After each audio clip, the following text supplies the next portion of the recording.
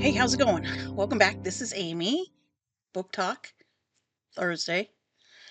Yeah, so today we're doing our book reviews for February, which I didn't get to in March, and March, because this is April 2nd.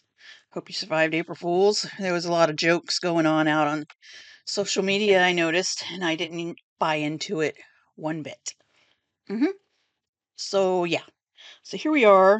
Trying to get all the lint off my shirt. I think I need another lint brush, but I don't think you can really tell, which is good because I have a lot. Anywho, I could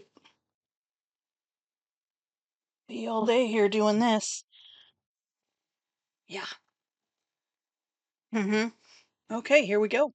It's a chilly day today. It's supposed to be 66 degrees, and we had some rain the last couple of days. Yesterday rained a lot more than the day before, I will say.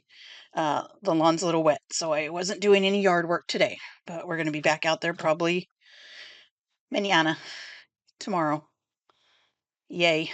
Do a little tilling, get stuff going. Garden's late. Anywho, yeah, it's afternoon and here we are, and so I decided to throw up a video. Not throw up, but put up. Yeah, so we have some book reviews. Move I got stuff all over my desk. A reading update. I have an audiobook I'm doing, and I have two. The audiobook I'm doing is The Bat by Joe Nesbo, which is the first one in the Harry Hole, or I think they pronounce it Howley in the audio. It's spelled like hole, but anyway, that's the first one in that detective series, and I have a couple of other. I don't have that book, so that's what I'm doing on audio. I'm debating on getting the book, but that one I'm doing on audio, and then I had started Taylor Adams' No Exit, which was on my March TBR, which I wasn't didn't think I was going to get to, but I ended up starting it one night few nights ago, and it's going pretty good. I'm liking it. It's This lady has to stop at a rest stop because she's going to see her mom who's sick. She's in Colorado and she has to go to, I think, Utah, but there's like a snowstorm, and so on her way, um, not she's still in Colorado. She has to pull over because her car's not doing good and the snow's in, and her windshield wiper broke. And so she finds this rest stop. She pulls over. There's like three other cars, and so there's some people inside. But when she was out trying to get some Wi-Fi on her phone outside, she was walking by the cars, and she came across this van, and it had a kid in a cage, she thinks, in the back of this van. And so now she's went back into the rest stop, and she's like on guard because she doesn't know whose van it is. She's kind of guessing whose it is. And I'm thinking it's going to be someone you're not going to suspect. So I have my suspicions, and she has hers right now. And she can't call the cops because there's no Wi-Fi. Her phone's not work. Oh, and her charge is down, and she forgot her charger in her because she's a college student in her dorm room back at CU Boulder, and she's like several hours away. And nobody else has a um, iPhone charger, I guess. So yeah. So that's where we're at. She's at the diner. She's just discovered this kid in this back of this van that's in a cage who she thinks she saw. We're saying that she saw a kid in the back of the van. Um anyway, that's where we're at. It's going pretty good. I'm on page 40. I've heard this is supposed to be really good. Plus there is a movie on, I think it's Disney Plus. I think it's up there, and I wanted to watch it, but I'm not gonna watch it till after I read this. So there's that. And then I was gonna start last night and I didn't start because I was just tired. Because yesterday I had to do some grocery pickups, run some errands, do a grocery pickup. I did get two books from the library I had on hold. So we'll show you those. One of them is already on my April TBR, and the other one I was gonna have it, but then I canceled it because I had it reserved on audio or ebook audio. The audio. It said I wasn't gonna get it for a few months, but then they didn't cancel it at the library, and it was still there on the shelf, so I picked it up anyway. Anyway, so this one I was gonna start last night, April Fools. I really like this cover. It's kind of scary, but it's kind of pretty. It's Tastes Like Candy by Jessica Lacey. It's a young teen horror, young adult teen horror, it says. But yeah, it's like this bright pink skull in cotton candy. And this is kind of like slippery, soft. I don't know what to like. I want to get I hope I like this because I really want to buy this book because it's pretty. I think that's pretty. Normally I'm not into skulls. I mean, really, I'm not. Skulls are although I have this is a side tangent. I have this little skeleton creature I got. It was on sale or clearance or whatever. Um when I had a little orange cat I named him Mango, and he was sickly. Well, he passed away not this December, but the December before. Um and really love that cat. Anyway, I had found this before he died, and this was his spirit animal, Tango. But yeah, for real, I'm not into skulls. I'm not really. But yeah, so we have Tango, Mango spirit animal. Anyway, this is supposed to be about these high schoolers who they're supposed to break in some, they're on a scavenger hunt and they have to break into the Poison Apple Carnival after hours. Um, and then at sunrise, gather for a celebration to honor their upcoming senior year. And something goes awry, and there's a slasher, and it's picking off this girl. I think her name is Violet. What the heck is her name? Why does it say her name? Violet. Violet's friends one by one. So this looks like a fun one. Yeah, I came across this last year and I didn't get to it, but I got it this year, so we're gonna do it in April. But yeah, so those are the two, and then the audio. Anyway, so we're here for book reviews, February and March. We're doing March. I was gonna wait and do March later, but you know what? I waited to do February later, and look what happened. Now we're in April.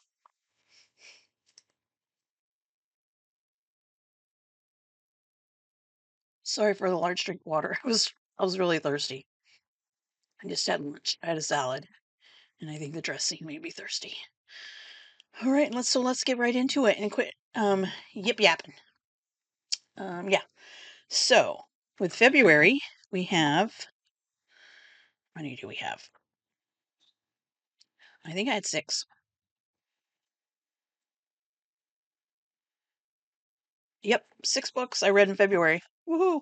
I didn't get to all my TBR, but I got to the first one is The Thin Man by Dashiell Hammett. That was a classic.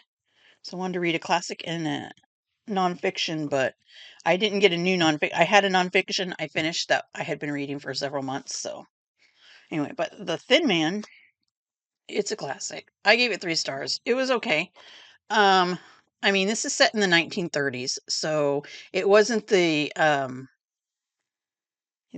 psychological thriller that I'm used to reading that's like fast paced. This is a slower paced. It's a classic detective novel, and they did I've wanted to read this book for a long time because The Thin Man is also they made a movie series out of it, and I really really like the Thin Man movie series. I like the actors, which is William Powell and Myrna Loy, played Nick and Nora Charles. About a guy who's a scientist, um, and he goes missing, and then there is a murder of his previous lover, his girlfriend. She ends up dying, and then there's an ex-wife, and he has 2 kids. And the girl character wasn't I think there was a lot more of the girl character in the book than there was in the movie. But in the movie, she was more appealing. In this one, she was more like bratty and bitchy, and I didn't really care for the the scientist guy's daughter. And it was very I don't know, it was just weird the relationship. She didn't really have a relationship with the Charleses, but she was having problems with her mom. Um, and so she was 18, I think. So she was old enough to be an adult and she could leave, but she still lived at home with her mom and her stepfather and her younger brother. And there was, of course, the police at the time in here writing about when they brought in a suspect or whatever, they literally would beat him up or something, but they didn't have those rules like they have now. I think they didn't have the rules about the police can't beat the suspect up or hit them because they did in this. And I don't think they got in trouble for it. But anyway, so the scientist guy, he goes missing. They think he might be dead. They're not sure. And they can't find him. So Nick and Nora have come back. They've been living in, this is in uh, New York, set in New York, I think. And they've been living in San Francisco. Nick married Nora. Nora is the rich one. So he was a detective and he retired from detecting when he married Nora, who inherited her family money. So she's really rich. And so he's basically living off her. Not so they sit around and they drink a lot and they just go out and they go out to these speakeasy nightclubs. And he, from his detective days, knows all these unsociable people. And yeah, it's just a mix of all kinds of like cops, kind of mobbish, and then a missing, and then there's a murder. So it's a good fun little read. It's a little bit more um I wouldn't say graphic. I- It's a little bit more than maybe an Agatha Christie novel. I'll say that. But it was I gave it a 3. I'm used to more fast-paced stuff, but I did enjoy it and I've been wanting to read it for a long time. So that was The Thin Man by Dashiell Hammett. And Dashiell Hammett also wrote The Maltese Falcon, which I may get to that at some point because I think I've seen the movie. That's with Humphrey Bogart. But I would definitely watch the movie after I read The Maltese Falcon. Okay. Alrighty. That's that. Oh, and then the next one I read Human Remains, which is the third book in the Joe Callahan series Cat and Lock. It's the AI detective series. AI, um, um, what's his name? Lock. Aid Lock. Aid Lock. That's his name. Um, it's a British, English detective series, and it pairs a human detective with an AI detective who, the human detective has this bracelet she can wear and she can project him in human form out, so people can see him and he can talk to people, ask questions, all this kind of stuff. So it's a new program they started, and Kat is coming off of her husband had in the first one she came back to the police. She was off of her job for a little bit because her husband had died, and so in the first one, she's back in as a detective, and they're bringing in this new trial AI detective. Is where that starts, and they're wanting to see if this will help the police do better police work, alleviate some of the work from the actual human police, and so it's like a trial, and they're seeing where it goes. So in this case, is the first is this one the first active? No, the last one had an active. It was the first one they did cold case. They were doing a cold case because they didn't want them on an active case. And then the second one they did their first active case, and this was a continuation. They were doing another active case, and I think this is the saddest of the 3 so far. I don't know. The fourth one is going to come out. I don't know if it's already out here in the US. I think it already came out in the UK. But, I want it on paperback, and I don't think it's listed as coming out on paperback, just hardback. Because I have the second one and this one. I have to get the first one, and then I want the last one. So I haven't read the last one. There's only supposed to be 4 in the series, is what I heard. So, yeah. So this one, it was, emotional.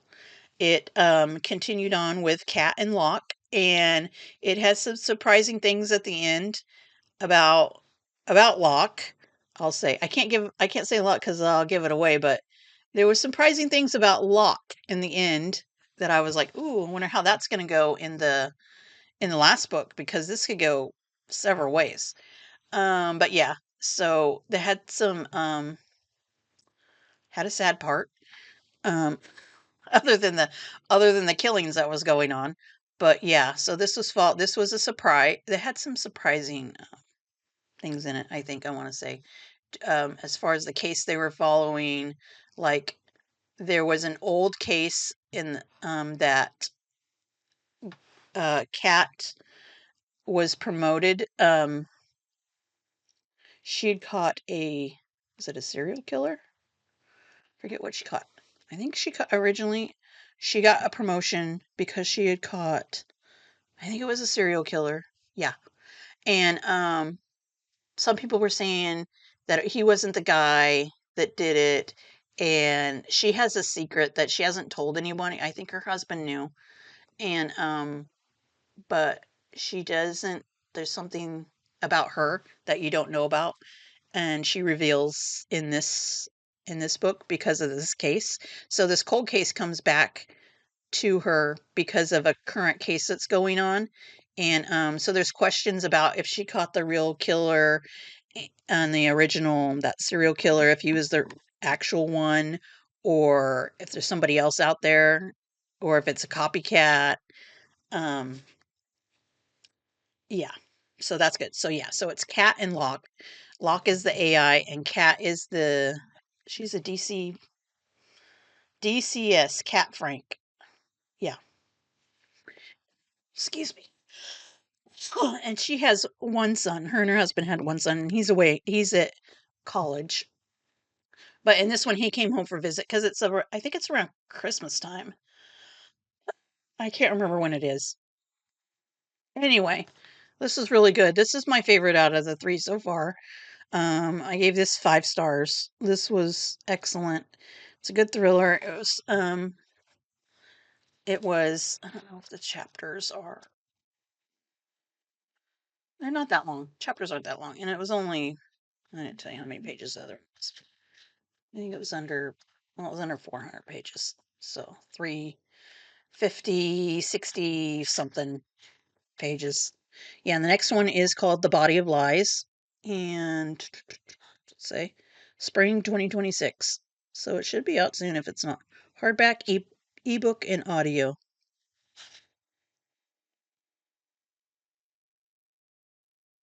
Anyway, so that was probably my favorite of the month, I think.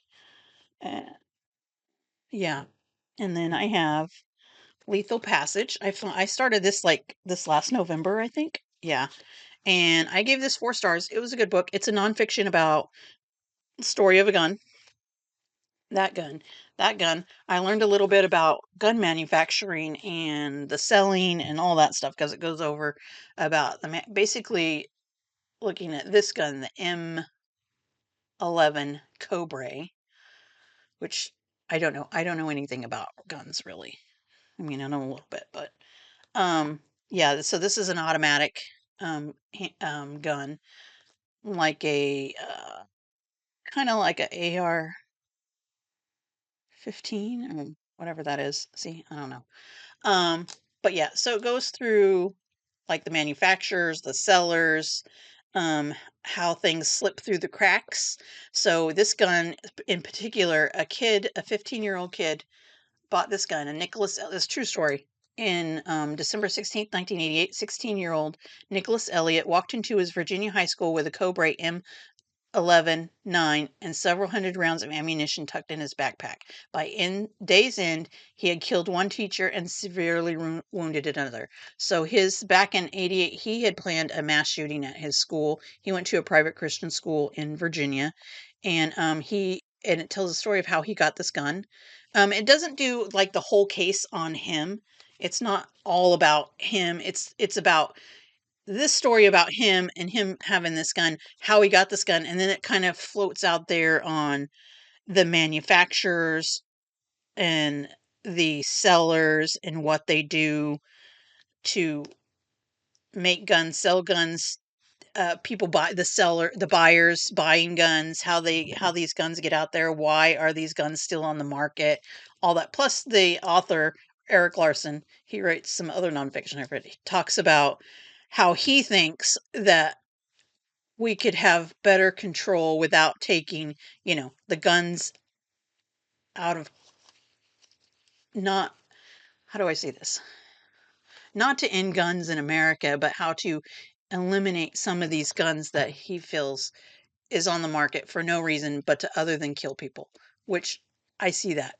Um, and I see, and you hear about, people here in America, if you're watching this, and you're not in America, um, where you're free to own guns, you have to have a permit. Um, you have to fill out a paperwork to get a gun, background check and stuff like that. But sometimes that doesn't work. And it talks about this. It's a really short book. It took me a long time because I didn't want to. It wasn't one of those that I just want to sit down and read every night. Um, but it was very interesting. And it says it touches on all aspects of the gun issue in this country, gives great voice to that feeling that something real must be done. The San Diego Union Tribune, which is true. I mean, our shootings are out of control here. I mean, what are you going to do? I don't know. I don't have an answer. I have no idea. I don't know. Um, anyway, so it's a good little read if you're interested. Yeah. So that was the nonfiction that I got through, but I did start it in November, so technically. And then I read Wonderland by Jennifer Hillier. I really like that. I gave that 4 star. Oh, this one I gave, yeah, I gave this 4 stars.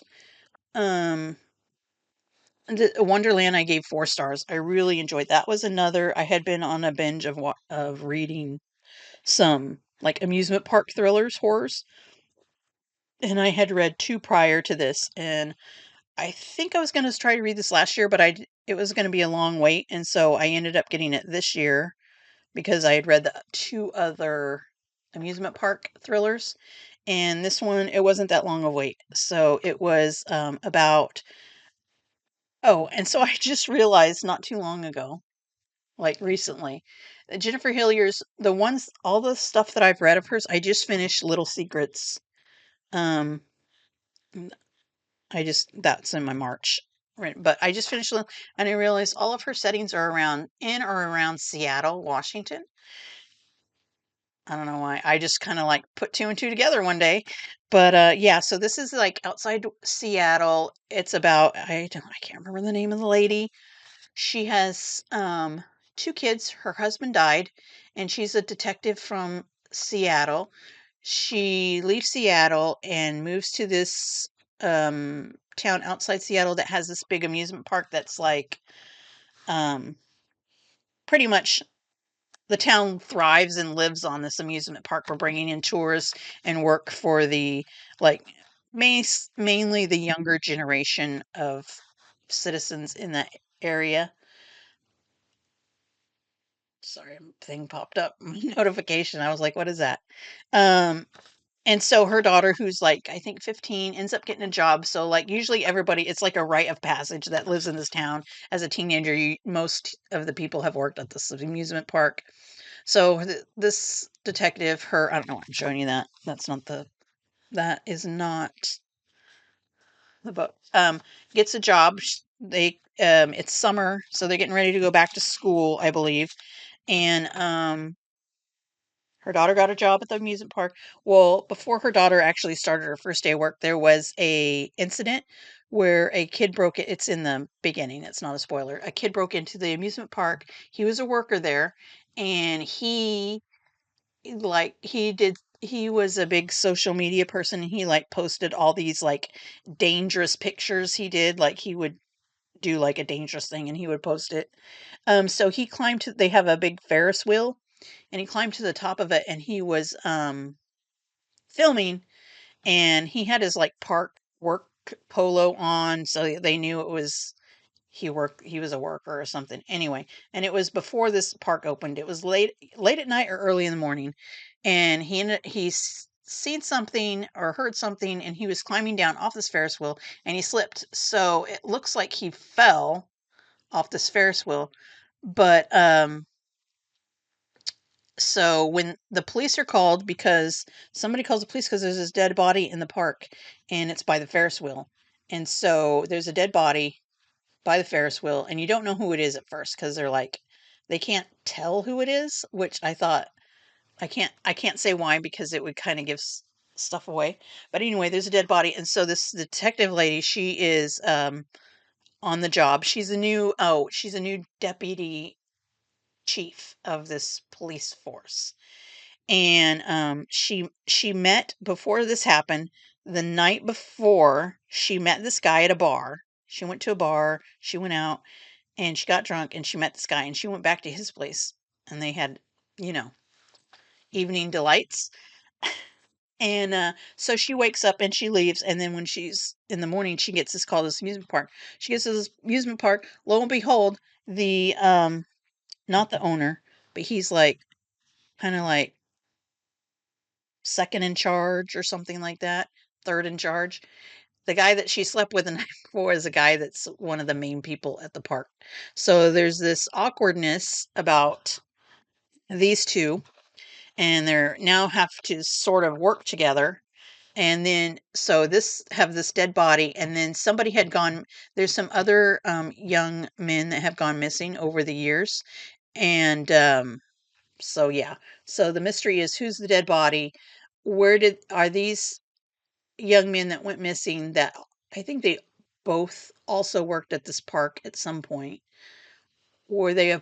Was there something happening that all three are these missing or murdered are related, or what happened there? And then so you have this main story of this murder, missing people, and then you have the side story of this cop and this administrator of this amusement park. Something's going on, and then she has things from her past that you find out what's going on with her and why she left the Seattle police department. But anyway, it was pretty good. I really liked it. I gave it, like I said, four. I gave it 4 stars. Yeah, it was enjoyable. Um, it was more of a thriller than a horror, really. The other two I read, oh, I can't think of the name. I'll pop them up. They were more of one was definitely a horror because it was more gory, and then the other one was mm, oh, the other one was like a I thought of it as a Scooby Doo thriller. Okay, so yeah, but anyway, so that's those 4, and then this one, I read another Lucinda Berry, It's the Perfect Child. I like that one, it was really good, and I was like so there's a new book coming out, Lucinda has a new book coming out, I'll pop it up because I can't think of the name, but it's supposed to be a prequel to this one, and, I really wanna read that because reading this one and where it left off on The Perfect Child, it's like, "Okay, let's go to the prequel and figure out more about basically this child." So, The Perfect Child is a child who has been taken to the hospital. She's been found in this, abandoned, trailer, severely, severely abused, and brought to the hospital, and um they think she's younger than what she really is. She ends up being, I think she's like 6, but at first when they first find her in the hospital, she's severely malnourished, severely abused.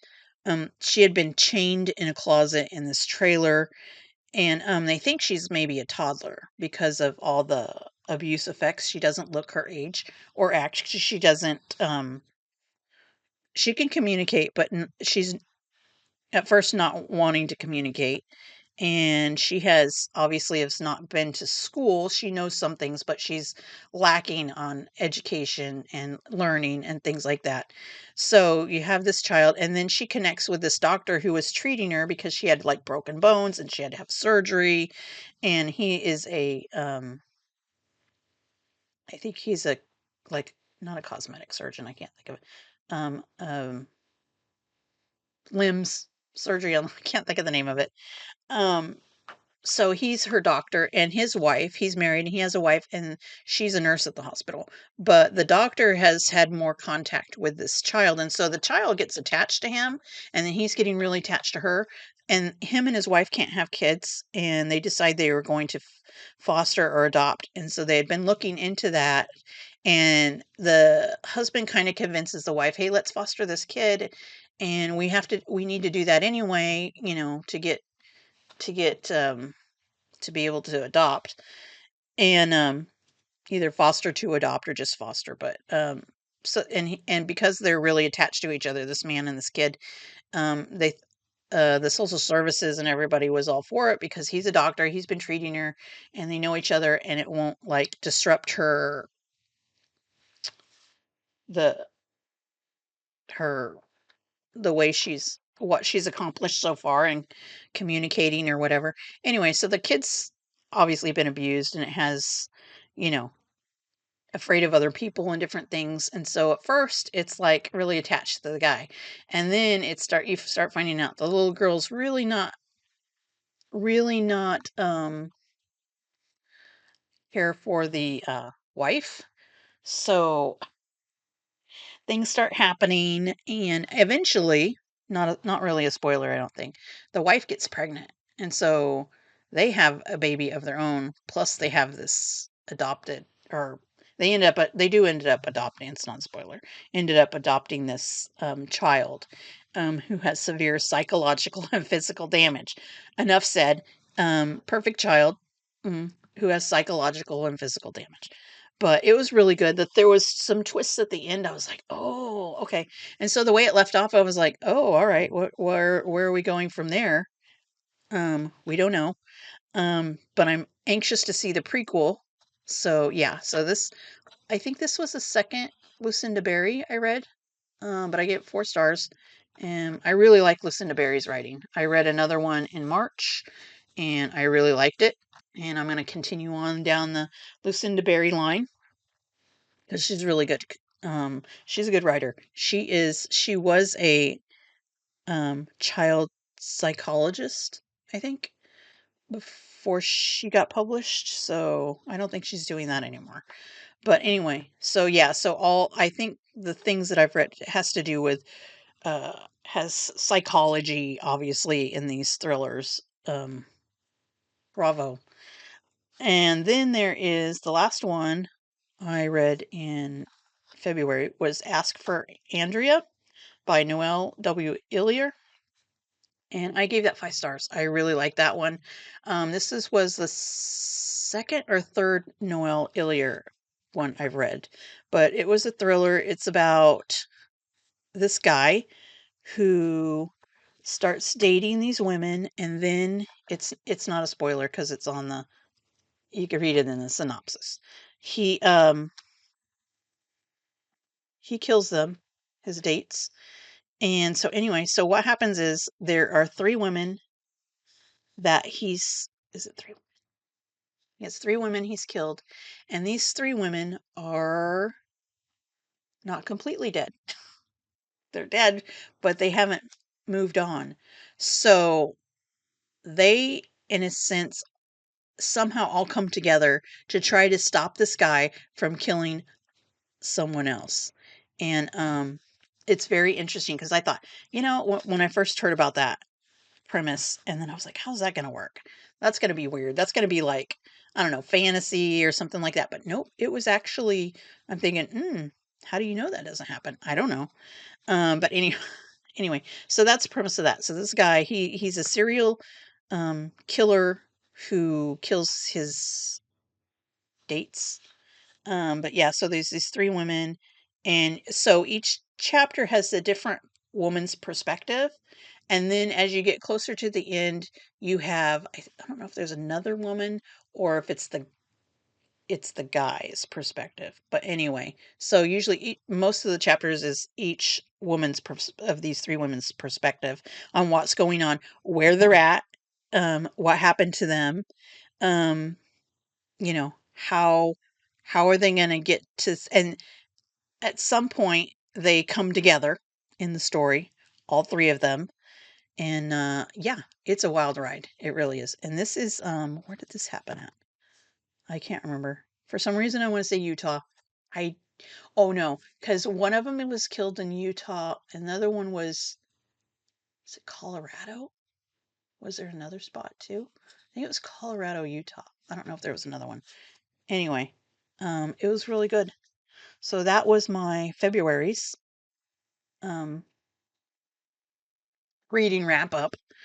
And yeah, I had a really good reading month, February. I read 6 books, and the lowest rating was a 3 star, and the highest I had. Did I have more than one 5? I had 2 5 stars. So, Ask for Andrea and Human Remains were my 5 stars. Um, yeah, I can't complain. I had a really good reading month and I enjoyed it and it was a fun ride.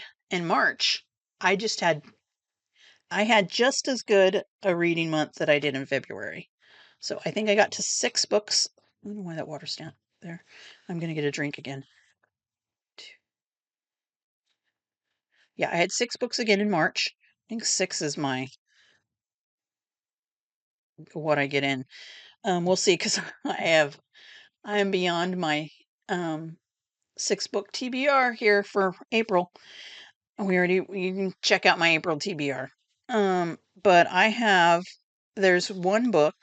Let's see, let me sort these really quick. Ooh, I had a 3. I don't know. Okay. One book I did not rate. Purposely, I did not rate it because it just wasn't for me and I didn't want to rate it. It was just, I've heard good things. I've heard people that didn't like it, and I've heard from on BookTube that people that really liked it. And I'm wondering I mean, I've watched the BookTube and their reviews and why they liked it, but I missed something because I did not. I didn't even rate it because I didn't feel it was fair to rate it. It just I read the whole thing. I didn't DNF it either. I could have. I should have. I thought about it at the beginning when I first started reading it, and I wasn't very far in, and I thought, I don't know if I can get through this, but I did because my curiosity, it curiosity killed the cat. I would have been dead a long time ago. Because my curiosity of wanting to know what happens in the end is very high, and it outweighs the DNF part in me. So yeah, I spend time and read books even if I don't like them because I want to know what happens. But yeah, so I had a non-rated, and then I had a 3 star, 2 4 stars, and 2 5 stars. But other than the one book, which we'll discuss first, I I thought I had a good time. I had a good time. March was a good reading month, definitely. But the first one I didn't like. Wasn't for me. I'm sure it was me. Although I know there's people out there that didn't like it either. It was Bunny by Mona Awad. I know there's a sequel, and I'm probably not going to read that one because my I I didn't understand what the hell's going on with this. They said bunny way too many times, which was annoying. Which I've heard somebody say that also, which is true. I thought, how many times could they say it that would annoy you? But it can. It did, and I just I didn't know what was happening. I didn't know if people were dead, if they were alive, if the main character was having a psychological breakdown and she was in an asylum somewhere and she was all imagining this, because that's what I felt like was going on. And then to the end of the story, probably the last 25% when things were happening at the end is what I understood the most about the whole book rather than the other 75%. The last part made more sense than the first 75%. Uh, I just I don't I didn't get it. I didn't get it. And I'm not dumb, okay? Just listen. I don't think I'm dumb. I'm not dumb. Um, I'm pretty smart. But there's things, I'm not in that person's brain. I don't know why we wrote like this. It wasn't my bag. That's all I'm going to say. No rating. Bunny got no rating. I'm just going to say if there was people that liked it, if you are curious and you want to know about it, go ahead. I don't even know how to describe this, but I've had it described as the Mean Girls, the Mean Girls movie, and I don't know what the other description was with it, but I could see the Mean Girls thing. I could totally see because there was like a group of girls. They called themselves the Bunnies. Okay. And then there was another girl, and she was not a bunny. But so they're at this college. They're in college. They're in their 20s, 24. I think they're too old to be bunny-ish, but eh. um, so these 3 other girls, I think it's 3 girls, 3 other girls that are the bunnies, and this one girl who's not the bunny is in this writing class, and they need this writing class to graduate because 'cause they're going there for writing to this college. And, the one that's not a bunny, she just wants to like coexist nicely just so she could get through this class. But it's just really annoying the way they dress, the way they talk. They're in their own world, these bunnies. And how many times they say bunny to each other. Hi, bunny. How you doing, bunny? Are you gonna come by but later, bunny? I don't know, bunny. Legit, that's how it goes. I forget their real names because they say bunny so much. Anyway, so it's set as a horror fiction dark academia thriller. Okay, which I see that. So then the girl that's not a bunny, she has a good friend who was going to college, but then she quit. She didn't think college was for her. She didn't want to go. And this is supposed to be like a posh college. Like it's expensive.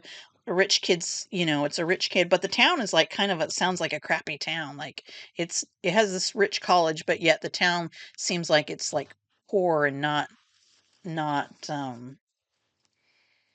up to par with the college. Anyway, so the bunnies invite this one chick. I didn't write her name down. We're gonna call her Sandy. Um, to come over to their house and you know break bread, get to know each other. So she doesn't like these girls, but yet she goes and has drinks and snacks over with the bunnies, which is weird. And her friend's like, "Don't go. You don't like them. Why are you going?"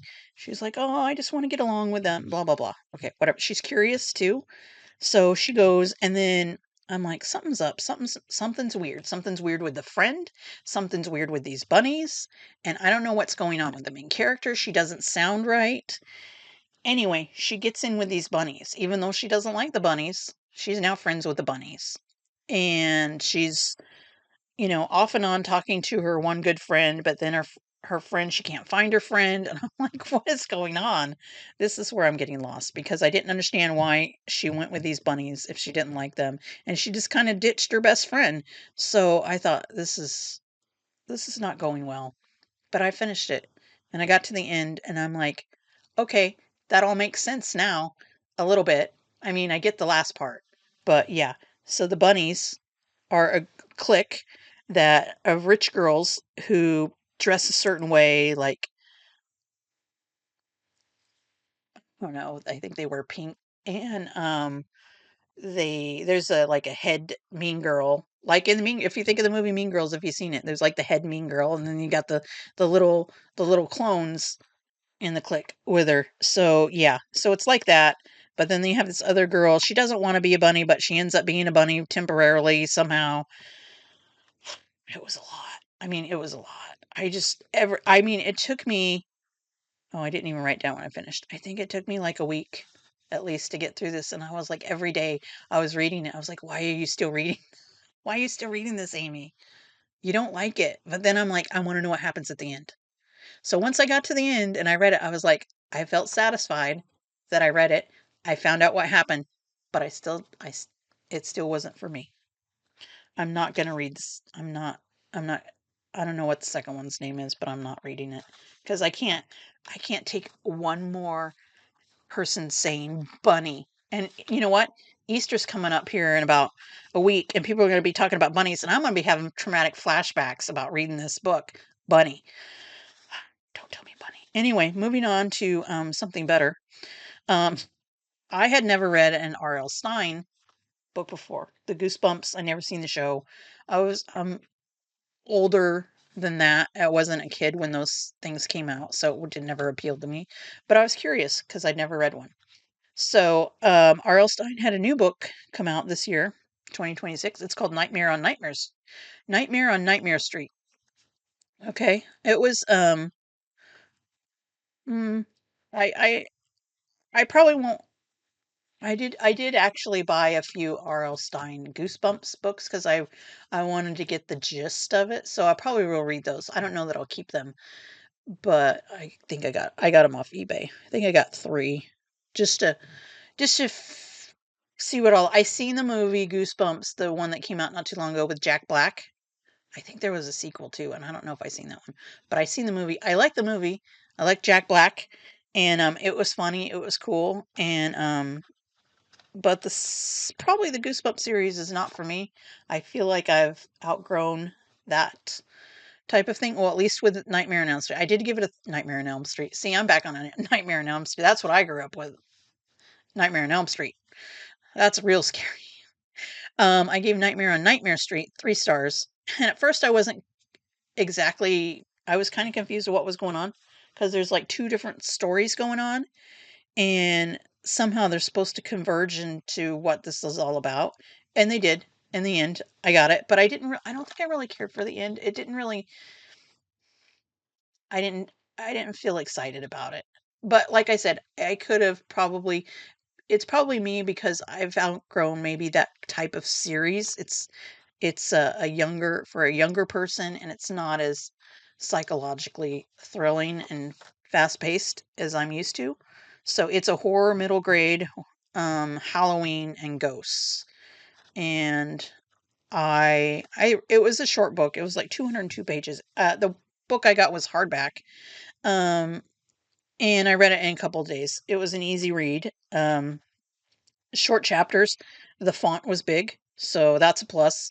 And, yeah, so it's about this family who moves into this house. They moved, husband, wife, and 2 kids, a boy and a girl. They move into the street, Nightmare Street, and they go to the school. And when they get to the school, and the boy and girl are asked to, oh, first there's a basement in this house. Of course, there's a basement. It's Nightmare Street, so there's going to be a basement.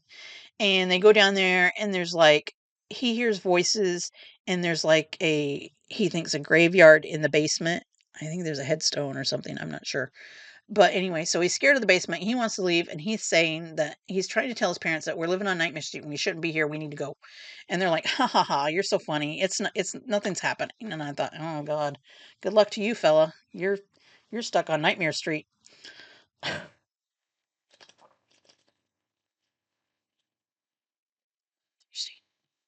Anyway, they go to school. They go to school and they're supposed to meet the principal. They go to the principal's office. It's dark. I'm not really doing this. It's not like a big spoiler. Um, it's dark. He can't see them. That it's the principal says, "Oh, don't turn on the lights. I got a problem with my eyes. It's got to stay." So they can't hardly see anything. So the girl and the boy goes to this principal of a meeting in the dark at their new school, and he thinks that this when they're leaving, the girl leaves first and the principal's leaving, and the boy's like, "Hey, something's wrong here. This is weird." So he goes to class, and I forget what happens when he goes to class. He goes to class, something happens, and he's like, he was wants to get his sister who's younger than him. So he's about, I think, I don't know, 12, 14, and she's younger, maybe 10, 11, I don't know, 8, 9, 10, 11, somewhere in there. And he goes there, so he needs to find his sister, and he gets the teacher and this other lady looking for her sister, and they go, and he's like, "Hey, we just met with the principal here at this in this office right here." And they're like, "That's not an office." And they open the door, and it's like a janitor closet. He's like, "No, we had a meeting." He's like, "Well, I don't know, but that's the janitor closet. Somebody's playing a trick on you." Then they go and they call his mom, and his mom says, they says, "Hey, we're looking for whatever the daughter's name is, the sister." And she's like, "What?" And they said, "We can't find your daughter, blah, blah, blah." And she's like, "I don't have a daughter." I was like, "Oh, he's in for it." And then he's like, "Yes, I do. Yes, I do." And then his mom comes fix him up. It's not his mom that he thought was his mom. And then they go to somewhere, and he's just, so now he's in his place that he doesn't have a sister. He doesn't know if something's wrong with him. Something has happened. He is not at his house where he has a mom and dad. And he has this one lady who's saying is his mom. And then this other story is these 2 other kids who I can't even forget. They're having, like, similar things going on, and, yeah, at some point, these 2 stories at the end converge. That's all I'm saying. Nightmare on Nightmare Street, yeah. I'm sure anyone who's probably 11 or 12 would enjoy this, or someone who's not I mean, even if you're older, you might if you're used to reading those earlier works of his. This I've never read of his stuff, so this it just felt a little young for me. I'm more I need more psychological trauma. But yeah, so that was that. So the next we had Truth or Lies by Carolyn Mitchell. I hadn't read anything from this author before. I gave this 4 stars. I thought it was really good. I really enjoyed it. I had seen this from one of the booktubers I was watching, and I can't remember who it is.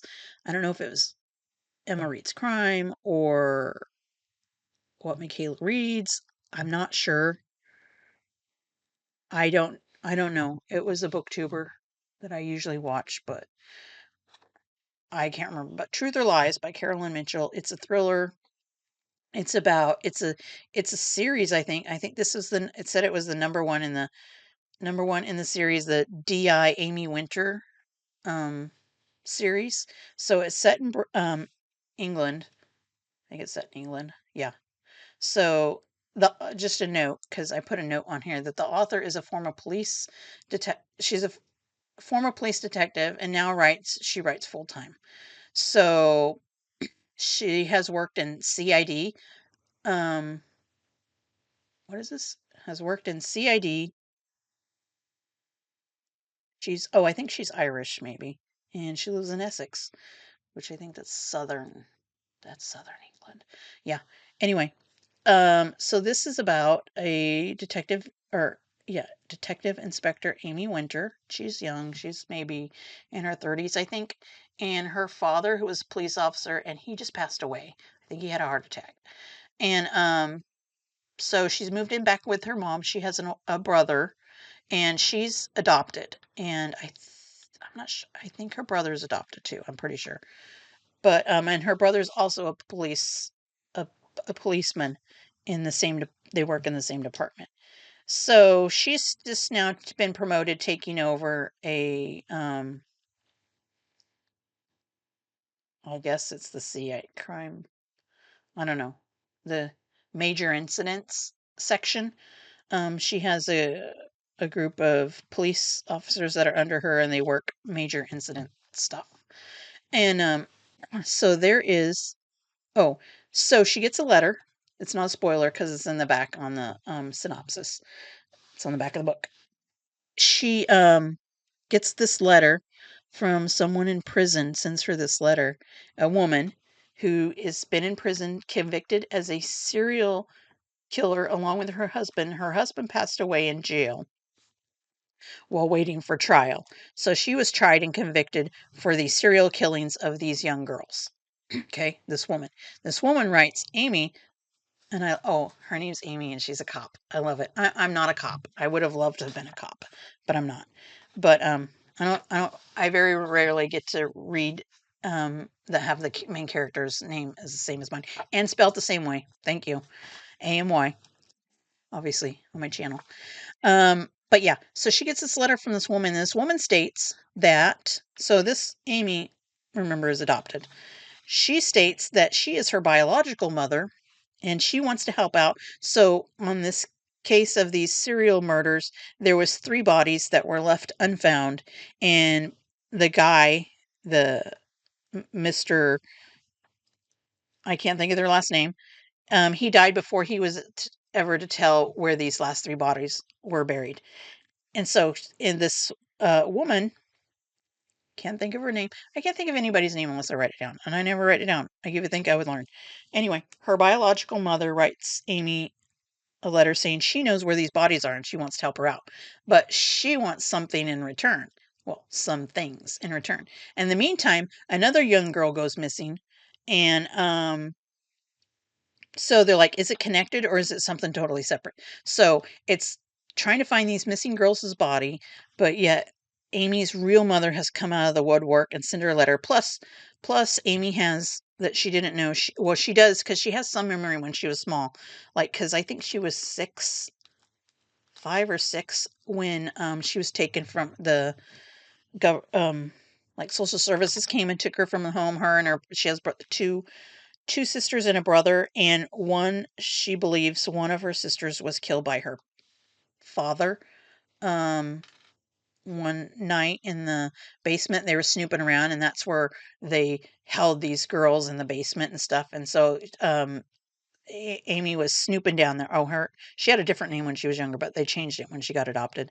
She was snooping down there because she lost her hamster, and her sister came down there to find her and tell her, "You better get out of here. Your dad's going to come home and he's going to be really mad," because they're abusive, obviously, parents, and um, just her serial killers. I don't.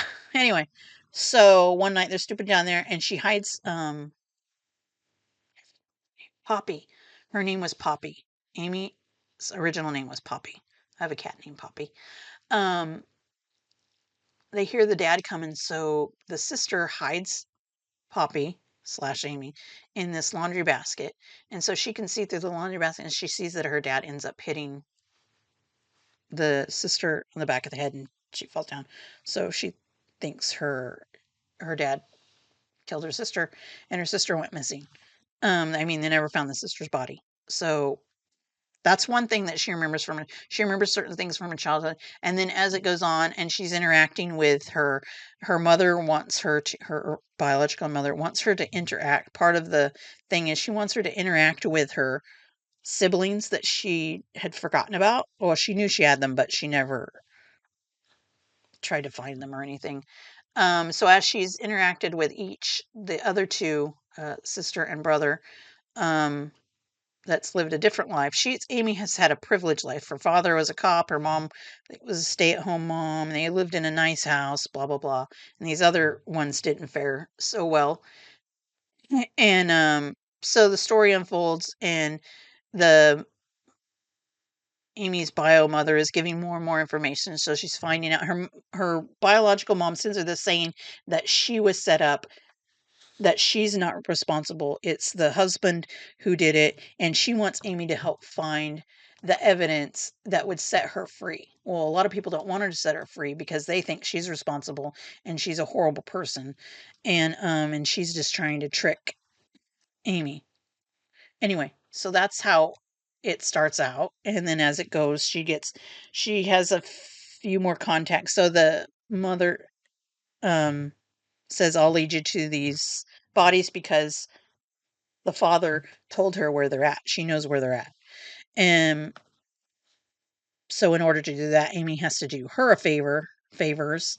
And yeah, so it was really interesting. So you had the story about Amy's background, and then this mother, is she telling truth? Is she just putting one over on Amy like she has everyone else, or is she really been railroaded into being convicted? And then you have that story of the other story is there's a young girl missing. She's 15. She's been abducted. Nobody knows what's happened to her or where she's at. And yeah, and you get a little bit of backstory from a couple of the other cops, the characters in it. So there's a few characters that has a background story. Um, one of her cops that she trusts a lot is her, I guess, right hand man. He has a backstory which is very surprising. At first, you think he's like, you might think he's like uh, not a great guy, but then you find out reasons why he's in the position, and then at the end, you get a good twist in the end. Like, it was good. I enjoyed it. So that was a good one. So that was Truth and Lies by Carolyn Matthews, 4 star. That was my first Carolyn Matthews, and I'll probably continue on with the series because the first one I really liked. So I'm anxious. I don't know what the second one is, but anyway, we'll get to it. And then I read Little Secrets by Jennifer Hillier. Really like that. I just finished that a few days ago. The 30th actually was my last book of March. Yeah, I gave this 4 stars. I really liked it. It's a thriller. It is. Now let me think, because I just finished reading it, and I'm thinking, what the hell was that about? Um, Little Secrets. Let me come back to that because I've just drawn a blank. That's horrible. I just finished that. Okay, let's go to. We'll come back to that unless I remember it really quick. 1 and 4 by Lucinda Berry. So this is the other Lucinda Berry. I just read this last month. I gave it 5 stars. I really like this one. At first, I wasn't sure. Um, the premise was good because it's about this psychologist. She is the it reminded me of the series. There was a series. It was I don't know what it was called, but there's a psychologist guy, Dr. Drew, and he had a house that he was doing like uh, therapy, in-house therapy for these celebrities who were alcohol, drugs, sex, whatever kind of addicts. And there was like a rehab house. And this was the same premise. It was a rehab house for these celebrity people. Some were social media celebrities. Some others were celebrities like television or movies or something like that. And there was a therapist there in the house and it was all filmed, so it was like a reality show being filmed 24/7, like on they do on Big Brother, and they have cameras all over the house. It's the same thing.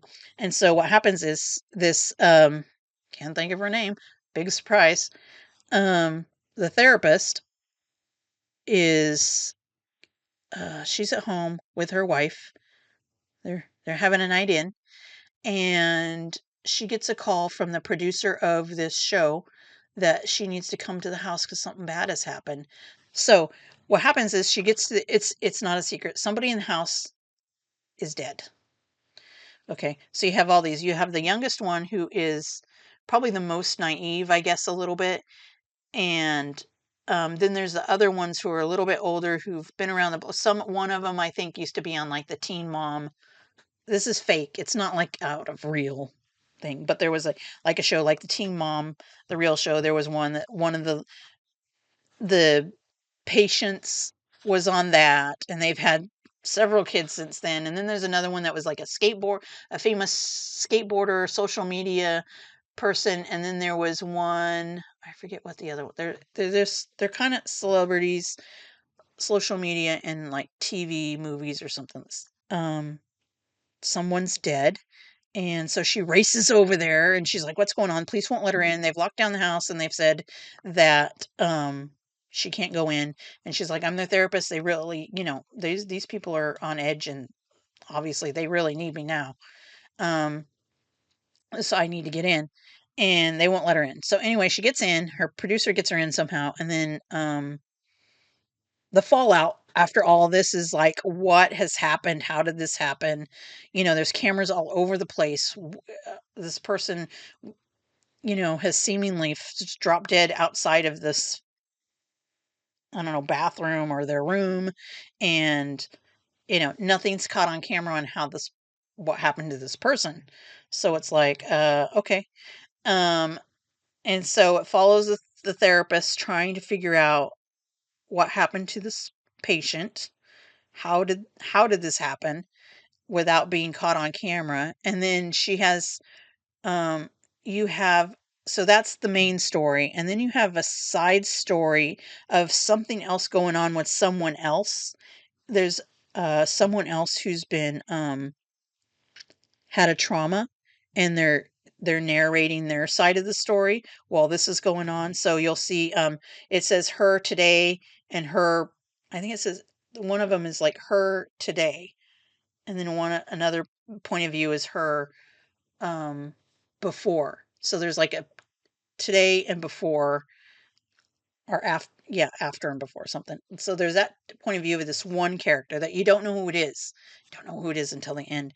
And then at the end there's a couple of twists. It's like, whoa, I don't know why I didn't see that, but I didn't. I mean, I feel like there's some space missing in there that we should have something been written in there to get us from point A to point B, because I'm like, I don't feel like I connected the dots with that. But anyway, so that's about that. So there's like these celebrity people are locked down in this house for like reality television for therapy and recovery, and one of them dies. hmm So who is it? Is it someone in the house? Did somebody else get in? I'm not going to tell you, but that was Little Secrets by Jennifer Hillier. No, that wasn't Little Secrets. That was, excuse me, 1 and 4. Sorry. It was 1 and 4 by Lucinda Berry. Yeah, 5 star. Loved it. That's That was a good one. I was like, and the 1 and 4, it does say there is a quote in the book for 1 and 4 and what that is. I'll leave it there.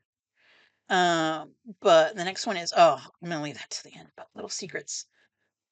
Little Secrets. Okay. Think about it.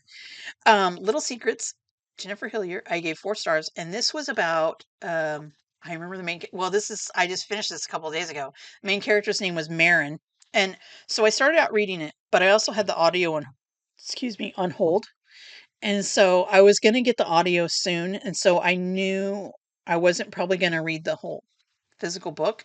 So I didn't read very much of the physical book because I was waiting on the audio. And so I got the audio and then I took the book back to the library. And so I listened to most of it on the audio, which was 11 hours. And I did it over. I think it was only a couple of days it took me to listen to that one because I was working outside. So I'm going to be doing more audio listening because I'm going to be working outside and getting our garden ready and our backyard into ship shape because it's terrible. Side note. Um, but yeah, so this is about Marin, and she has a husband named shit. That's not his, that's not his name. Although Derek, yeah.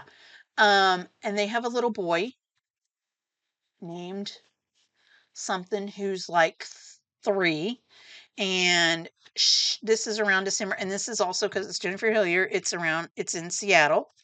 She has gone Christmas shopping. She's trying to finish up some Christmas shopping. She owns a hair salon, hair and beauty salon, and she's like pretty well known. She's did like celebrities' hairs and stuff like that. So she's a well known celebrity beauty salon person. And she has a young son, like I said, who's 3, and his name is, we don't remember. It's not Derek Jr. Um, says it all the time in the book. Anyway, she's shopping and she's one of her friends, her best friends is a guy, Sal. He texts her and she's trying to finish up this thing and the kid wants a lollipop from this one candy place that she promised him if they can finish up the shopping, she'll take him to get this lollipop. And he has a sweater on, it has a little reindeer on it, and he's all excited and he's waiting for his lollipop. And he pulls away from her, and when she looks, she can't find her son, and he's disappeared. And so the premise is her son has disappeared. He's been kidnapped, and they don't know who. And so time goes on, year down the road, she's hired a detective to help try because the police have like, you know what, we don't really have any more leads. There's nothing we can do.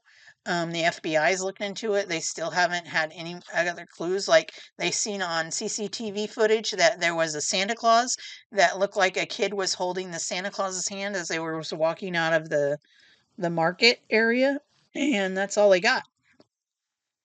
And the kids disappeared, and that's her life. And so she's tried to get on with her life. So you have her perspective. And on the audio, you have her voice, and when she's talking to like the other her husband Sal, and then so this detective, it's in the synopsis. This is not a spoiler. This detective she hired to help find her son um, found out that her husband's having an affair with this young art student named Kinsey, and yeah, so that gets the ball rolling on another side story going on, and she's wanting to know more about this 20 something that her husband's seeing. And yeah, so you're finding out the story about this missing boy. You're not knowing if he's alive or if he's still out there. Then you have her relationship with her husband, and you have her husband's relationship with this other girl and this younger woman, and her perspective of her lifestyle and what's going on with her. Um yeah, it gets interesting. So there's some things that happen. Um there's some good twists at the end, I think. I really like cuz I remember I remember I'm sitting out there. I was taking a break. I was sitting down. I was listening to this audio. I'm doing my yard work, mowing, weeding, and I was like, "Oh, really?" I mean, said that out loud. I was hoping the neighbors didn't hear me. But yeah, so that was really good. So the Little Secrets I thought was really good. I really enjoyed it. Bravo, Jennifer. Again, I don't think there's been a book that I didn't haven't liked of Jennifer Hillier's yet. So she's an author that I will continue to read because I think I've liked everything that she's read, and I've had a really good time reading her stories. So if you haven't given Jennifer Hillier a shot, you might want to try it. She writes good thrillers. I really enjoy it. Her favorite of mine so far has been The Butcher. That was the first one I read, and I just thought that was really good. It had so many twists at the end. I was like, "Is it over yet? Is it over yet?" But yeah. And the last one is My Husband's Wife by Alice Feeney. That's her newest one that came out this year. I mean, this is up there right now. This is my best book of the year. I gotta say, I don't, I don't know another book that I enjoy. Even before this, probably the book I enjoyed a whole lot was The Butcher by Jennifer Hillier. But this one beat it. This one, Alice, and I've had an up and down relationship with Alice because I liked Daisy Darker. I really liked that one. But then I read Beautiful Ugly and I wasn't so hot on that one. It just didn't hit right with me. So I've had a um, you know, up and down relationship, me and Alice. And this one, she hit it out of the park for me. I'm telling you, this twist at the end. There was more than one. There was like a handful of twists at the end. Like I thought it was over, and then it wasn't. And then I thought, oh, that's over, and then it wasn't. And then I thought it's over, and then I'm like, is it over or is it? And then the way it left it on a like it was like a cliffhanger. It just left it there, and we're like, Alice, are you going to write another one, or we just get left there, literally on the cliff? Like, what? Okay, so that's what I was like. Oh man, my favorite character was Bird, who played a female detective. There was there was so many twists in this that I was just like every one. I was like, I can't believe I didn't see that. But yeah, I I can't really say much with this one because there's so many things. If I say it's going to be a spoiler, but you have this gal, Bird, who goes back to she's detective. You find out. At first you don't know what she does, but it comes out. So it's not really a spoiler.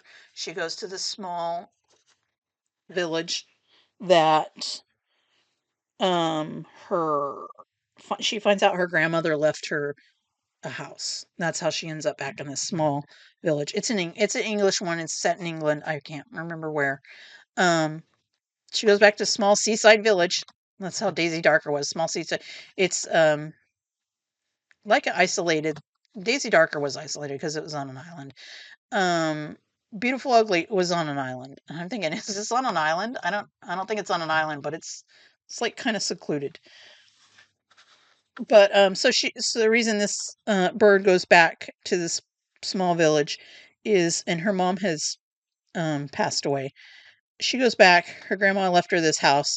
So that's one story. So another story, the one story that starts out. So there's a woman and man who moved to this place and they bought this house and they renovated it and they're going to, start their new life there. The girl goes out for a run. Is it Eva? I can't think of her name. She goes out for a run, goes, her daily run. She doesn't ever take her phone or her rings or any jewelry with her. She doesn't, in case she gets mugged or what. It doesn't seem like a very plausible thing because it seems like a small village town. Like, is there really that many mugging? There's only one cop in town, I think, is the way it goes. There's only one cop. He's a younger guy. Um, and his office is in some, I don't know if it used to be bed and breakfast or so. It's not a typical police station.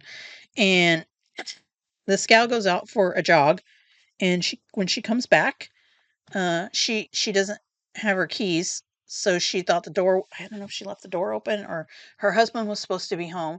So she knocks on the door to go in because she doesn't have her keys. She can't get in. The door's locked, and this woman opens the door, and it looks a little bit like her, but it's not her. And she's like, "Well, who are?" The woman that opens the door inside says, "Who are you?" And she says, "Who are you? You're in my house." And she's like, "Mm-mm, this is my house. Who are you?" And so then the husband come downstairs and the lady outside says, "Who is this? She's in our house and I can't let me in. Why do you have the door locked?" And he's like, "Who are you? This lady's my wife. Who are you?" So, mm, my husband's wife was like, "Oh, who's the real wife?" You find out who the real wife is. You find out who the other lady is, and you find out who the detective. You find out all things. I mean, it was good. 5 stars. Bravo, Alice. Bravo. And that, my friends, concludes my book reviews for February and March of this year. And I am all caught up. And I hope you enjoyed this long video and you've made it this far. But yeah, Alice Feeney's new one, My Husband's Wife. Um, you need to read it. Um, you could probably listen to it on audio, would be probably just as fantastic. I don't know. I read the book, so I didn't do the audio. But yeah, so I did pick up 2 books from the library. Long Time Long Time Dead by T.M. Payne. That's on my April TBR. And I also got, which I canceled, but I canceled it because I put it on reserve for audio on the Libby app. It's Gray After Dark by Noel Hillier. Illier. And I don't know if I'm gonna read that. I'm gonna have to take it back before I get the audio because the audio is several months out. Wait. So I don't know. I don't technically have that on my April TBR. So we will see.